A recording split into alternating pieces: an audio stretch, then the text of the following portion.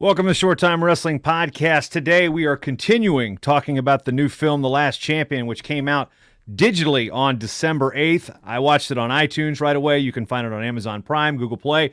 With us today is a former college wrestler and former college multi-sport athlete. We'll actually talk about that in a little bit. His name is Michael Madden. In the IMDb listing is Michael John Madden. And we got to go, dude. Any relation right off the bat to the John Madden? No relation. No, just is that a SAG thing? What? Repeat that? Is that a SAG thing? No, that was because of my manager. My middle name's John, but my manager thought Michael Madden was too similar to Michael Madsen, so she wanted me to use my middle name for my stage name. So were your parents big John Madden fans? It's actually just family name. Yeah, and then I'm a junior too, so I inherited it from my father. But so you guys haven't heard that growing up the entire portion of your life. I grew up playing Madden. You know, like when we were playing online too, everybody would give us crap thinking that because our name would be Madden's on Xbox was our gamer tag. Mm-hmm. People would give us crap thinking that really wasn't our family name. Yeah, like, oh, look at you fanboys out there. I mean, that's taking the standing to a new level. If I'm using terms the kids say, I don't think I'm too old to use the word stan. What do you think? When you're 40, you can't use it. Yeah, I'm 29. I don't know what that means. Yeah. So your role here in The Last Champion, we're going to talk about. You played Deck Hines, one of the supporting characters, one of the wrestlers on the team at Garfield High School. But before we get to that, you've got a wrestling background. You wrestled in high school in the great state of Washington. And if I can read the card, you're 09 graduate of White River High School in Buckley. Yeah, that I was. So little rivalry there. I understand that White River's got some interesting athletic history there with some of the high schools in the area. Yeah, Enumclaw is our rival. They back in the day, Enumclaw and Buckley, they both shared a high school, and when they split, they decided to both keep the mascot and the colors. So it's the town across the river, and they're the Hornets, and we were the Hornets, and when we had the same color, so that created quite the rivalry. And as far as your wrestling career goes, when did you start wrestling? I didn't start wrestling until I was in the 8th grade. Okay, so 8th grade, and as we'll have Casey Moss later on. He plays Scott Baker in the film. He wrestled growing up too. So when we've got a film that has wrestling as a background, it's kind of, you know, from a viewer standpoint. Okay, we actually got people that know the sport involved. But you're a multi-sport athlete. You actually, after your senior year, you qualified for the Washington State tournament. I'm looking for some of those names that stand out, and I'm like, holy crap, Caleb Malashevsky. I mean, that's a guy I actually announced at the Division III championships years ago. He was a Division III All-American later in his career for Pacific. So there was definitely some names at the MAC Classic. And first of all, that experience, I've heard about the MAC Classic and what it means to wrestle in the Tacoma Dome and that experience. So, you know, what was it like getting that opportunity in high school? It was pretty cool. I made it to the MAC Classic my senior year. I didn't start getting good at wrestling until my junior year. Like feeling comfortable and actually, you know, understanding the sport and how to wrestle. But I mean, it's surreal, man. I mean, there's I think like 24 mats on the floor. There's, you know, it's to be down there and look up and see all the people watching, see all the wrestlers wrestling. It's a crazy thing. It would have been cool. That was one thing that would have been cool if that could have been a part of the movie. Obviously, the end of the movie is amazing. Like, they did an incredible job. But just the scale and the scope of the MAC Classic is pretty incredible. Yeah, that's the one thing, like, you know, in looking for continuity and looking for, you know, reality, it's like, well, my friends in Washington are going to know this is not the Tacoma Dome. They're going to know that right off the bat. But what's interesting about it, I'm interested in how you got cast in this role. You had a wrestling background, wrestled for a year in college before coming back to the Pacific Northwest and playing football and track and field at Linfield, which if anybody follows... No. That's my cousin, Michael P. Madden. Michael P. Yeah. Are you kidding me? Really? No, I swear to God, yeah. Oh, my goodness. See, here I am thinking my research is so good, and then you've got another Michael Madden that's your cousin that... Okay, so... Yeah, that's why that middle name's P. This is what... okay, so this is what we call an edit point in podcasting land. So nobody's ever going to hear this unless you're watching it live. So, okay. So let's actually talk about going to Jamestown. You wrestled at NAI, University of Jamestown. I did, yeah. What was that experience like? It was cool, man. I mean, it was it's another level. College wrestling is a different beast, and we had, you know, it was fun. I enjoyed it. But after that year, I decided. I mean, I wanted to go to LA and pursue acting every time, you know. So I ended up dropping out after a year and going home, working for a year, and then moving to Los Angeles. But I mean, it was incredible, man. I mean, it's the level. I mean, I was at NAIA, so it was still a major step up in terms of like how competitive it was and how good guys were. But yeah, it was a fun experience, and a lot of the lessons I learned I still carry with me. Yeah, and I'm curious about that because you're discovering wrestling in the 8th grade. A lot of people that have success start, they're going to like Tulsa when they're 6 or something like that, or then you have the late bloomers that discover it. I didn't step on a mat until I was a junior in high school and fell in love with the sport. And the curiosity is, when does acting kind of take hold of your life? I mean, is that something that you'd always had an interest in, prior to wrestling, prior to high school, or when does that become a dream of yours? Well, I started when I was, I don't even know how old I was. Must have been probably first grade.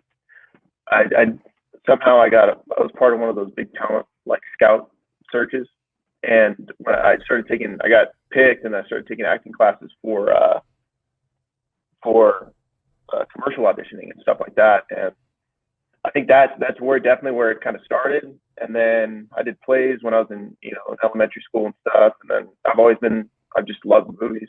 And I don't know, just decided that that's what I wanted to dedicate my life to.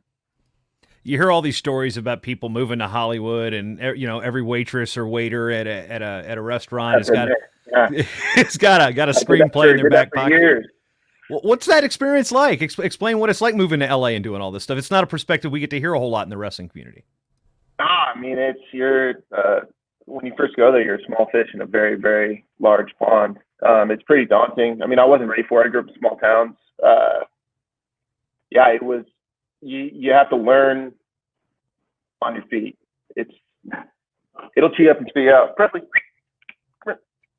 But no, I mean, it's just, you have to adapt and survive, essentially. I mean, it's a cool place. You meet people from all over around the world pursuing all these different things. Everybody's there from somewhere else. But it was scary. I mean, it was intimidating. But I packed all my stuff into a Suburban and moved down. It wasn't scary enough to keep me away. Where's the first place you lived? Studio City. I actually stayed in the same area the whole time I lived there. It was right next to Universal Studios. It's called Studio City. Pretty chill place, really cool.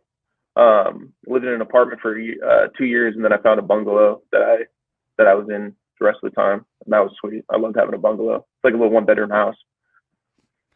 The single life. I remember that.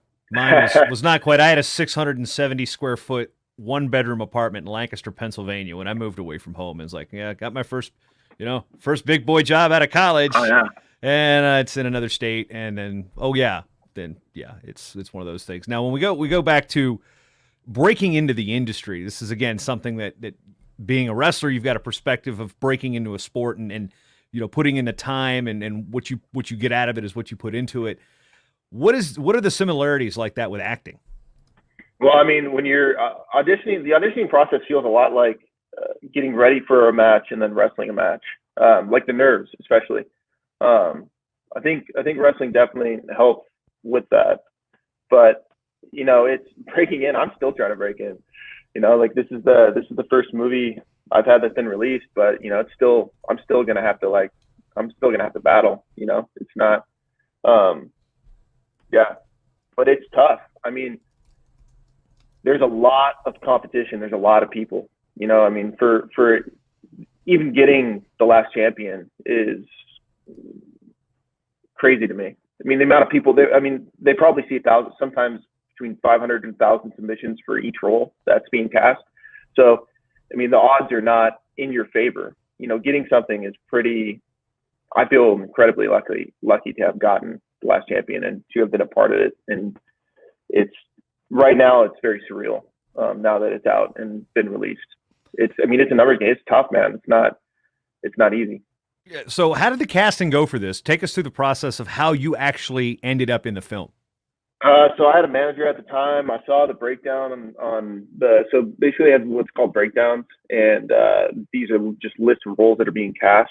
And I saw the breakdown for it, and being in Washington, I went out for Michael Miller, but like even the similarities of that, being in Washington, being a wrestler, I told my manager, like, get me in for this. I'll book this. Like, get me in for this. And it took me about 2 weeks of hounding her to get me the audition. And I went in, and Glenn just really liked me. And he told me, he's like, I don't know what part you're gonna play, but you're gonna be in the movie. And then I was just like, oh my God. You know, I mean, that's cool. It was cool. And Glenn's a really cool guy. I feel really lucky to have been a part of this and get to learn from him, because that dude, I mean, he carried this movie from beginning to end. You know, it was a battle for him to even get it made, to get it, you know, finished, to get it on, you know, on the market. It's pretty incredible what he did.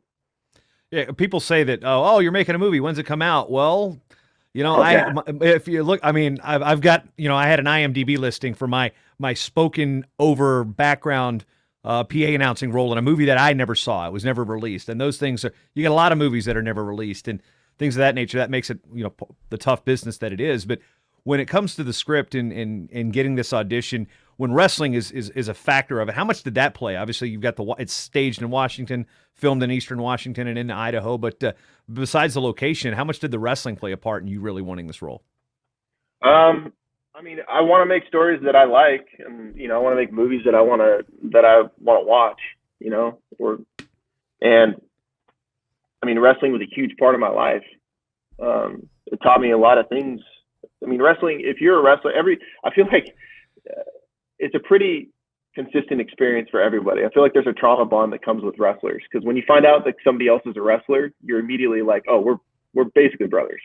I feel like that's how I've always felt about wrestlers when I meet wrestlers. And, you know, Vision Quest was a movie that I watched when I was a kid, you know, and there haven't been a lot of like really great movies with, you know, around wrestling, and getting to read that script, I was like, oh, I have to be in this. Like, this is the dream, you know? It's been out for a week, coming up on a week. I know, you know, pre-release December 8th. I'm sitting there. My wife's like, are we going to watch it? You know, because we were there in LA for the premiere at Warner Bros., which, by the way, was one of the probably coolest things that, I mean, I've been to the Olympics, I've been to the World Championships, I've done Madison Square Garden. To be at a theater, Warner Brothers, man, that's cool. Oh, it was cool. Yeah. That felt real. That was when I was like, oh, this is real. I was just disappointed I didn't get the shot in the marquee out front. I got it when it was dark, and I'm like, oh, I didn't know it was there. I don't know what the heck I'm doing. Yeah, I did the same thing. I was too distracted by the moment. I didn't think to get one before. But yeah, that was a crazy experience, man. My brother got to fly down and be a part of that too, because so my parents actually got to be extras in the movie. So during one of the wrestling matches, they're in the stands watching, which is very surreal, because it's like art imitating life, you know. And it was also kind of cool because, I mean, I hope this is the first of many, obviously. But it was interesting that, you know, wrestling was such a huge part of my life, and my parents always got to, you know, they supported me and got to watch me do that. And then my parents, the transitioning into what I want to do with my life, my parents are sitting in the stands watching me act as a wrestler at a wrestling match. You know, it was a very cool experience, and yeah, it was so weird. Like, it's hard to find the words to explain what it felt like. Does that make sense? We can be at a loss for words. We're allowed to be at a loss for words, right? Yeah, no, it's a lot. It's hard to explain. Just the feeling. It was very surreal.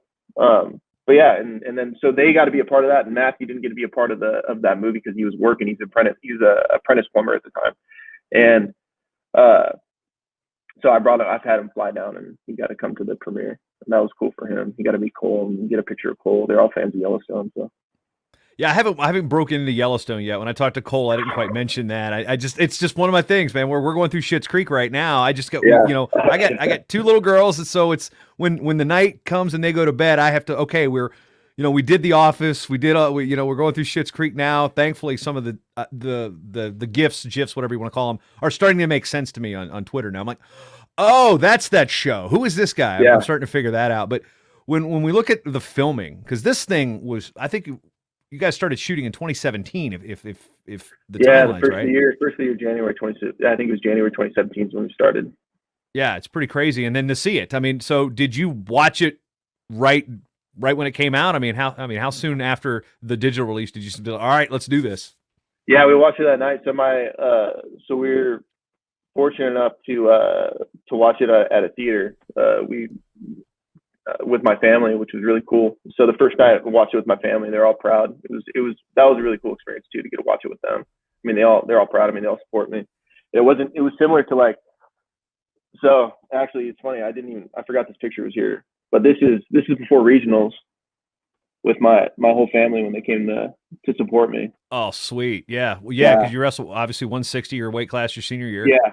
Yeah. So, and what's cool is most of the people some of the people that were in this picture got to come to the movie. It felt like a cool little circle, and to watch it in the theater with us, it's just weird, man. I mean, all this is surreal. It's just cool. Yeah. How many different cuts have you seen of the film? I know, cause I saw when I had to come into LA to do ADR for my scene, again, those of you watching the show, I'm not going to spoil, no spoilers, but the final scene that I'm involved in, I'm seeing my part of the movie and I'm having to talk over that. That's called ADR. I learned. It's kind of impressive to be on a set and like, okay, wait, there's a picture of the woman from Law and Order SVU right over there. She sat right here. Cool. Like, and this, all the sign stuff that the sound technicians use is just kind of, opens your eyes if you're not in the industry. But I saw that, and then I saw the movie cut, and then I saw what we finally came up with, and subtle differences throughout the different lengths. And what was your overall opinion of say maybe the first time compared to the second time you saw it?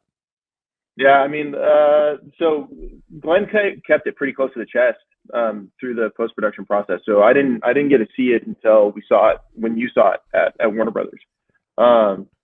And the differences between then and now, they're pretty subtle. I think if you watch them back, one after the other, you would notice more. But it's pretty. I think they just honed it. They tightened it up. It's tight. They did a really good job with it. But yeah, I think the differences are pretty subtle between the two cuts that I saw. Now, when we look at the sport of wrestling, and of course, even though we mentioned Vision Quest, which is the iconic wrestling movie, I've even got the LP of the soundtrack on my wall just off camera here. That's awesome. And I've done a series on those actors and such. And Big Dog, nice piano, by the way. Thank you. Name's Hugh. Hey, kamate. Hey, it's okay. It's okay. Sorry. Those of you, She's a guard dog. Come here, Presley. Come here. Making the pup famous. Yeah, she did. She's actually she actually got a little bit of Insta famous. Coors Light posted a photo of her holding a box of Coors in her mouth. Yeah, you're okay. Nice. Yeah, sorry about that. Oh, no worries. That's the question. The world. I forgot. Oh no, we were talking about Vision Quest. You have the LP on your wall. So we're going the Vision Quest route, and one thing is wrestling people can be very, very, very critical and very protective of the sport and how it's portrayed, because we've seen movies that have had wrestling bits in them. Like there was this one movie with Taylor Lautner, and it was like the worst wrestling scene I've ever seen in my life. Like not counting like AC Slater Saved by the Bell on the gymnastics mat in the cafeteria wrestling bad, but like they tried to do a dual meet and they're wearing sneakers and like t-shirts. It's just like, it was bad. But here we've got wrestlers. I mean, Casey's got wrestling experience. You had wrestling experience. And then you've got the new scene comes in and Joel Shearer, who will be on the show working on some of the choreography. You've got wrestlers around here and, reshooting the scene, not to give away what happened in the previous version of it, but the wrestling got refined and fine-tuned, and how much of that was kind of cool to kind of relearn a little bit. I mean, how much time were you on the mat in the film, and what was it like to see the wrestling scenes kind of take shape again? It was pretty incredible. It was cool. I mean, Paul and Joel did an incredible job with choreographing that match. I mean, they have a love for everybody that was working on the sport on this movie. Really had a love for the sport. The cinematographer, Rich, he was also a wrestler. Glenn was a wrestler. Most of us, some of the other camera guys in the camera department were wrestlers. Like everybody cared about the sport and wanted the wrestling to be good. So the sound guy, Kazmir, he was a wrestler. He said he wrestled Oak Park River Forest in Illinois back. Oh, really? Day. Yeah. I didn't get to meet the composer. Yeah, so I met him at the premiere. Yeah, he said, I wrestled OPRF. I'm like, yeah, we know what that one is. That's a really good one out in Illinois. That's awesome. But yeah, so everybody really gave a damn, And I mean, Paul, I mean, dude, Joel and Paul did an incredible job. And then having you guys, having Randy and Gable, like, dude, it was surreal. I mean, Yeah, it just elevated it too. Like having you guys there also, everybody was like, oh, we gotta step this up. Like, there's no like, especially with Gable and Randy there. It's like, oh, these guys, like, we can't mess around. This has to be tight. Like, this has to be good. Like, this is for the sport and the love of the sport. And Sean had no wrestling experience going in. He trained his butt off. And then Casey's strong. He's a tough kid. He's a good wrestler. And they stepped up, man. I mean, that day we did that. I mean, that was a 20-hour day. it was long. That was no joke.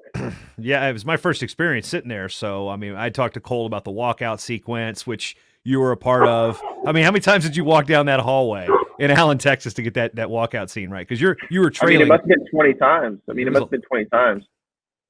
That's difficult. That's a difficult shot. So what goes into that? So all the audience members that are watching that, it's like a ballet of between camera department and and what's in the actors and the extras and everything.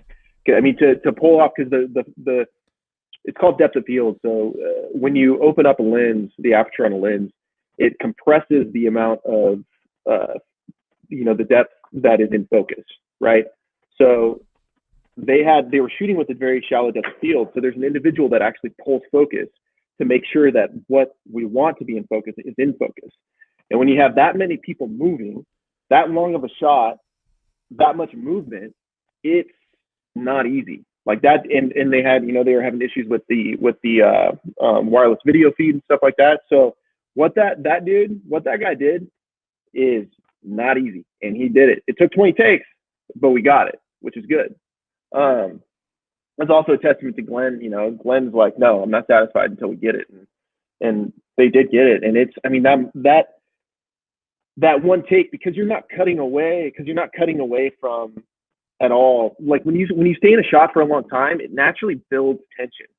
And for us to go from in that room through that dark hallway, through all the wrestlers getting ready and stuff, and then you see the scope, it builds up to that payoff of how big this moment, in this stadium is going to be. And yeah, it was not easy to do.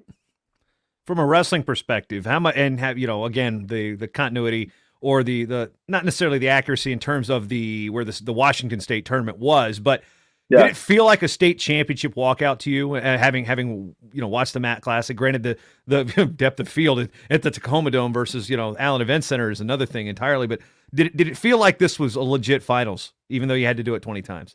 It felt elevated, because I feel like the finals in at State is similar, but this is the space is so huge. There's less of a focus as much. I mean, it felt like a cage fight.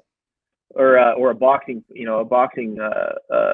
fight, which is good, but it's a little bit different field than like the MAC Classic. But I feel like, I don't know what states like in other state tournaments are like in other states, but the MAC Classic is it's a different thing. It's a pretty unique thing.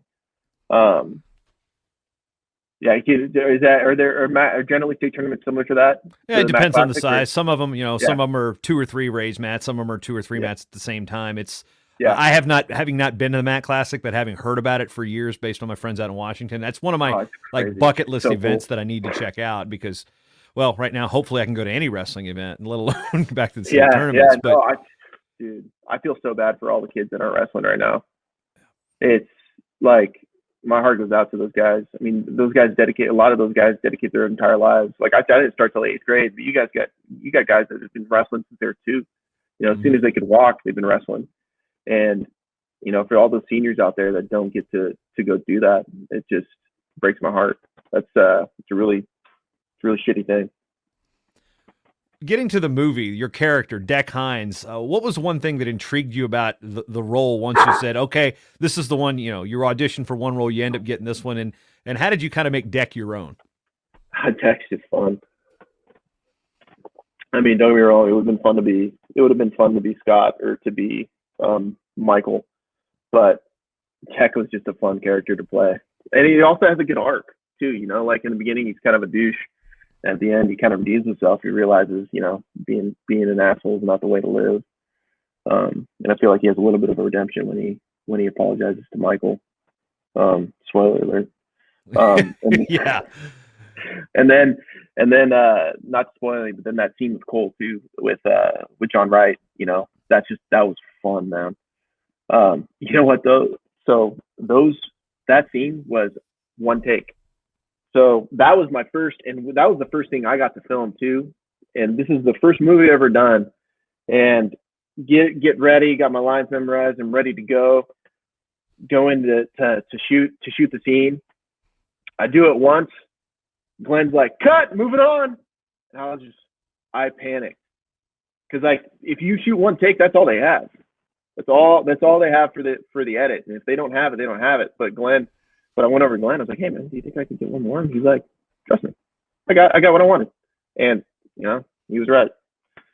But that freaked, as an actor, as a first time, doing my first thing, that freaked me out to no end. I didn't know if it was good until actually I saw the movie when we were at Warner Brothers. I do have one question. Based on your age demographic, you probably on the tail end of the Lizzie McGuire thing, but what did you know about Hallie, and what was it like working with her and Glenn as a team, not just on screen with Hallie, but also in a production manner too? Yeah, I mean, I watched Lizzie McGuire when I was a kid, but I wasn't like it wasn't a thing to where it was like a huge show for me. I was a Home Improvement kid. But Hallie and Glenn were amazing. I mean, they're pros. They've been in the industry forever. I mean, Hallie's like third generation. Her lineage in the industry goes back to vaudeville. I mean, they're pros. And I learned a lot. I mean, they're like my movie mom and dad. Yeah, I've learned. I'm really grateful to have them kind of take me under their wing and show me the ropes and teach me things. I mean, Glenn was an actor when he was younger. He worked with Coppola. I want to say four movies. So he's been in the industry for a long time, and he's worked with one of the biggest heavyweights that's ever made movies. So the amount of knowledge that guy has is great. I mean, this may be his second movie, but it's not in terms of his like accrued knowledge. It's you're working with a pro. So it was an incredible experience. I mean, I can't express how much gratitude I have for having the opportunity to be in this and know them and learn from them. It was incredible. We've got that. We've got Gable receiving the Presidential Medal of Freedom the day before this thing comes out. The amount for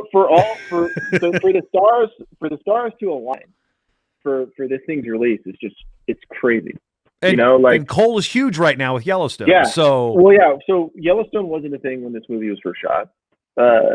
Gable wasn't. I mean, Gable didn't come into you guys didn't come into the picture, and Gable wasn't a part of it until we did the reshoots. And then it took a while. The movies take time when you're doing things independently. It takes time to get things done. Then we get hit by the pandemic, so that that slowed it down. And then all of a sudden, they're just like, okay, we're releasing it this winter. We're gonna do on straight to the consumer.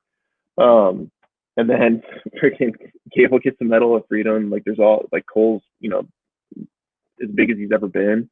It's pretty incredible. The movie got dealt a pretty good hand for its moment of release. I mean, it's fully independent. There's no studio backing for this at all from start to finish. So it's very tough to release a film completely independent and blind, and to have success. And hopefully this movie finds it. What did you learn from Cole Hauser on set? I mean, he's a really subtle actor. I learned, and he's also very generous in terms of his time. I mean, and also too, like thinking about it afterwards. I mean, he was the coach. He was our coach in the movie, but he also, I think, he kind of treated us he was kind of like our coach on, not in terms of acting like directly, like talking about like motivation and all that kind of stuff, but he kind of was like that for us during filming. He'd talk to us, he'd give us advice. We'd go, afterwards we'd go have a beer with him and talk, and he was a really cool person to be around. I learned a lot from Cole during the filming of the movie. I also brought my camera. And if I wasn't working in the scene, I was on set just watching and taking pictures. I think I took like 4,000 pictures on that month.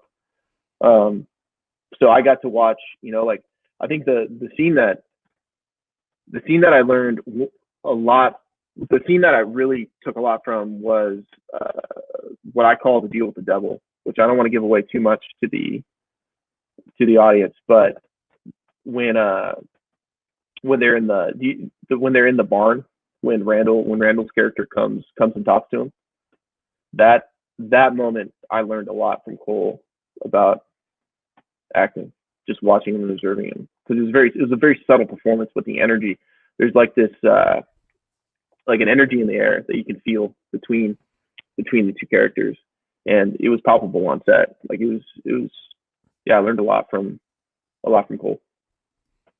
Now we get back to the sequences that were the reshot. This is where I saw it firsthand, and yeah, where we were part of it. You got thrown in there with Joel to basically choreograph this thing for me, Gable, and Lewis. So you were there, like you said, you were there, and next thing you know, because a lot of people don't know, is where Sean and Casey are wrestling. Gable and I, we saw that, but we saw it the next day to set up certain shots. We actually, to pull the curtain back a little bit, we were watching you and Joel do this when we were calling the action. That's also a testament to how awesome editing is too, right? Yeah, absolutely. But there's a funny story behind that moment. So that day, the day that they were filming all that, I had like a 1 p.m. call time, which is late, and we're having fun, we're drinking. I was like, oh, I'm good. I can have a little fun tonight. So I got a little drunk, and I was having a good time. And I probably went to bed at 4 a.m.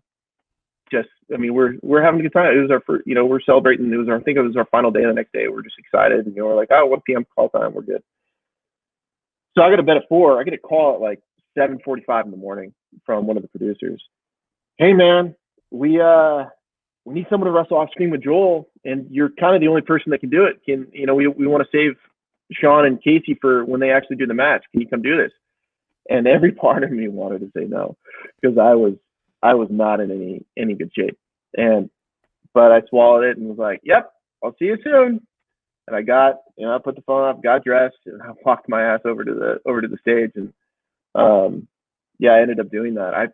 Poor Joel, I probably just reeked of alcohol, but it was fun. He was a college wrestler too. I guarantee it's not the first time he's worked out with a hungover teammate. Yeah, no doubt. Yeah, absolutely. But no, it was. But it's also too, like, you get a call. Hey man, we need you to wrestle in front of Gable and Randy and Jason. Can you do it? Yeah, of course. I'm not going to not do that. I mean, Dan Gable was essentially forced to watch me wrestle for a few hours. It was right around, I think, I'm trying to think. That was probably about 4 or 5 hours of that. Oh, it was a long time. Man. Yeah, I was, but you have to do, you got to do what you got to do. I had to do it, so I did it. There's a sequence. One thing. Go ahead. I'm saying there's sequences in the movie where people are hitting Granbys. That's not really a Washington thing. I mean, so do you have to learn some new techniques here? Yeah, a little bit. Joel basically just told me what I needed to do, and if you wrestle, like you can get told how you need to move in order to, especially for that scenario, right? Like I didn't need to learn the move to set it up and then hit it. He could just tell me effectively what to do, so you guys could visualize it and see it.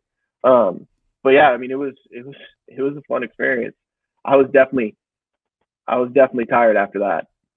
Well, you sweat it all out. You're good to go. You set it up and do it again. Now, as we move past The Last Champion, I mean, have the doors opening here? I mean, everybody wants, what's the, I guess the cliche is, when did you get your big break kind of thing? I mean, where do you put this, in terms of, I guess, the hierarchy of your professional career? I've seen you've got a couple shorts that you've done in the past. If you go to your IMDb listing, you see, there's a lot of work here going back a couple years, but where does this rank, and where do you think this can take you moving forward? I mean, I hope this is the beginning of something. I hope this can help. Help in getting opportunities. We'll see. Yeah, I mean, this industry is a lot of peaks, a lot of valleys, essentially over the course of someone's life. Yeah, I don't know. I don't know what's next. I don't know. We'll see as time goes on. Yeah, I hope this is definitely the start of something. We'll see. What was your favorite part about the whole experience? I mean, it's hard to pick one thing. I mean, it's surreal. Everything around it was surreal. I just felt lucky the whole time to be a part of it. I think the education is probably the most. I think the education is probably the thing that I'll take is the most important thing to me, was learning from all those guys, from all they were very generous. Everybody in every department. I mean, I was asking questions. I was on set when I wasn't supposed to be working. Asking questions, learning from Rich and from Carlos, the cinematographer in First AC. And they were very generous with giving me information and teaching me. Yeah, I mean, it was film school. Like I learned better. I learned better hands on. It's the best way for me to learn. And I learned. I mean, those guys were all pros. I mean, Rich hasn't done a lot of movies, but he's been a commercial cinematographer for years, and he's incredibly talented.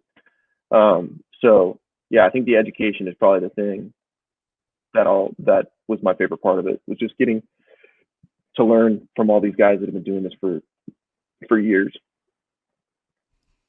As we wrap up, we got to close with a wrestling story. Give me your best or your favorite wrestling story from your time in Jamestown, North Dakota. Oh, from Jamestown. I would say I think my favorite part of Jamestown, because I was a redshirt freshman, so I didn't wrestle in tournaments or anything too much.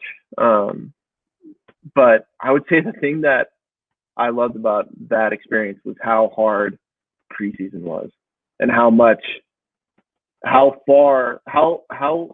I learned how far I could push my body.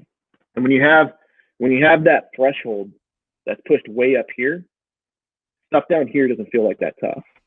So, like we were doing, God, one day we had to do 10 100s, 10 200s, 10 300s, 10 400s, and then 10 400s, 10 300s, 10 200s, 10 100s. We did ladder sprints, but it was, I mean, it was incredible and we had to do a time, we had to meet a certain time. And then, Cisco drove us out to the middle, like 8 miles out to the middle of nowhere in farmland, and we had to find our way back. We did hill sprints, and we did hill sprints for, God, we did hill sprints for 45 minutes. And then after that, we thought we were done. And he's like, okay, buddy carries. And then we had to do buddy carry sprints up the hill, and when you learn how far you can dig when you're forced to, it teaches you how far you can actually push yourself, and how, sometimes in life you're limiting yourself when you're capable of a lot more. And I think that's what I took from that experience, because I really didn't get to wrestle competitively too much. So for me, that's what Jamestown was just learning how far I could push myself mentally and physically. And, when you learn that, those lessons, those are universal lessons, and you can apply those to, every facet of your life down the road. And that's what I think I learned from that, and what I'm grateful for. You'll see him in The Last Champion as Deck Hines. He is Michael John Madden, picking up a pretty fun movie role, I'd have to say. I kind of I dug your character, and my wife's watching the film. It's like, he's got a smirk, or this little, definitely something about you is he's got that smirk, that's something. So that's something we both noticed. I was like, well, he could probably maybe pull off a Jake Herbert look if there's a story about Jake perhaps in the future, because he was working on the locks. But I tell you, Michael, it was great getting a chance to meet you on set, and what you've provided to the film, and basically the knowledge that you've dropped here. And best of luck in your career. And before we say goodbye, Where can Thanks. people follow you on the IG, on the gram, on the Twitters, the social medias? Where can they follow what's next in your career? So you can follow me on Instagram at MaddInstagram. So it's MaddEnstagram. That's the only social media I have right now. But yeah, so you can follow me there. And what's next? Who knows? We'll see. There's some stuff I've written and stuff I'm working on. So yeah, we'll see what happens down the road. Right now, number 1 on the drama charts in Apple iTunes, The Last Champion. Check it out now. You might see a couple people you're watching right now on screen. So for Michael John Madden, I'm Jason Bryant. We'll see you next time on the Short Time Wrestling Podcast.